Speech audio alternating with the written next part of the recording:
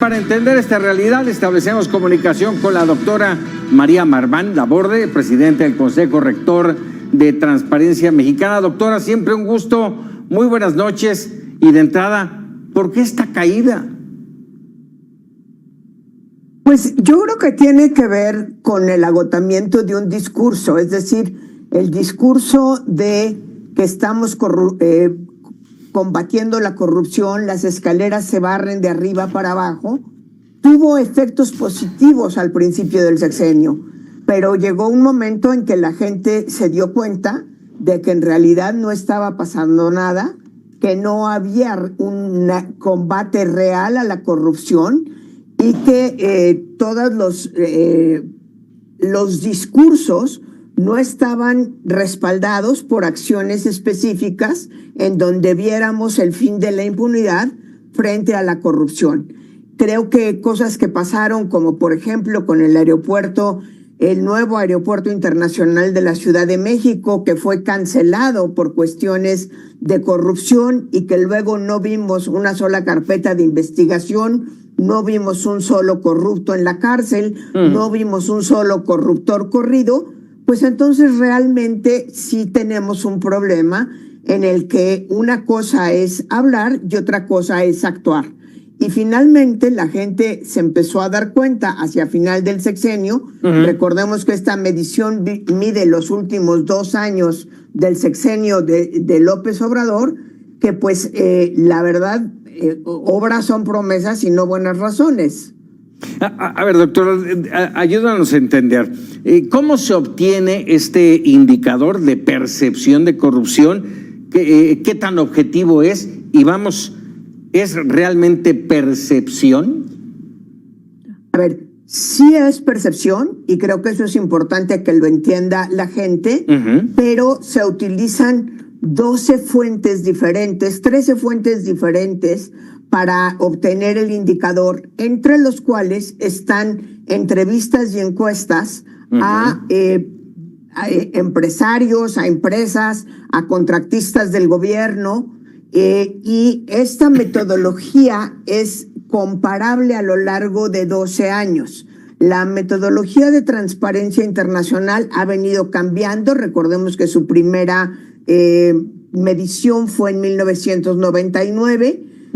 No podemos comparar el ciclo de 25 años porque ha habido cambios importantes en la metodología, pero los últimos 12 años, de 2012 a 2024, coincidentemente con 2 sexenios nuestros, el de Peña Nieto y el de López Obrador, sí son comparables. A ver, me voy a quedar le iba yo a preguntar de 30 años, doctora, pero me quedo con esos 12. ¿Qué no hemos hecho? Estamos marcados por corrupción e impunidad, incluso atrás de esos 12, por supuesto. A ver, yo creo que el problema más grave es la impunidad que la gente sabe y conoce. Es decir, el apostar a la corrupción es una apuesta segura porque sabes que difícilmente te van a cachar, uno, que si te cachan no van a armar bien la carpeta de investigación, 2, y que si llegas al juez difícilmente te va a encarcelar. Entonces, por más que hablemos de combatir la corrupción, estafa maestra, Casa Blanca, Segalmex, las personas corruptas y corrompibles saben que la posibilidad de llegar a la cárcel es realmente muy pequeña. Tan es así, y voy a recordar, recordarás tú, por supuesto, doctora, aquella frase de vivir fuera del presupuesto es vivir en el error. Y llegamos a la instancia ahora, la última, de Pedro Aces, el diputado, que dice que tiene cola, sí, pero de hámster, o aquel que robaba poquito. Con ese cinismo es como los funcionarios hoy nos hacen y nos avientan a la cara la corrupción y la impunidad.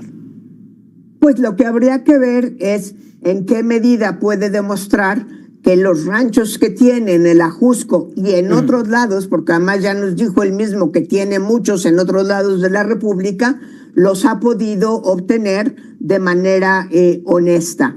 creo que le va a ser muy difícil llegar a aprobar eso, pues porque como líder sindical ha sido francamente cuestionado y cuestionable. De este listado, al inicio de este espacio hablaba yo de los lugares que ocupa México y al final dije, de América Latina ni hablar, solamente están por debajo El Salvador y Nicaragua. ¿Es correcto? Y Venezuela también. Venezuela. No, sí hay varios peor que nosotros, pero evidentemente eso no es consuelo. Lo que creo que debería preocuparnos es que de todas las mediciones de transparencia internacional y en sociedad con transparencia mexicana, ha sido la peor desde hace 25 años.